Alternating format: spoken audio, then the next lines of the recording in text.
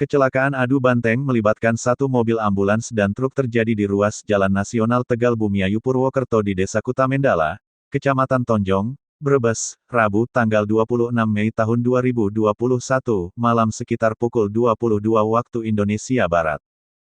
Kecelakaan mengakibatkan 4 orang penumpang ambulans meninggal dunia. 2 orang meninggal di lokasi dan 2 lainnya meninggal setelah mendapatkan perawatan di RSUD Bumiayu. Sementara, 2 lainnya mengalami luka dan masih dirawat intensif di RSUD Bumiayu.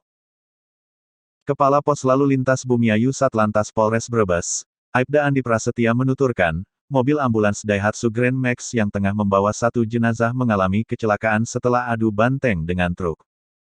Mobil ambulans dari Bogor mau ke Sempor Kebumen diduga bertabrakan dengan truk. Depan mobil ambulan ringsek, kata Andi ketika dihubungi, Kamis tanggal 27 Mei tahun 2021.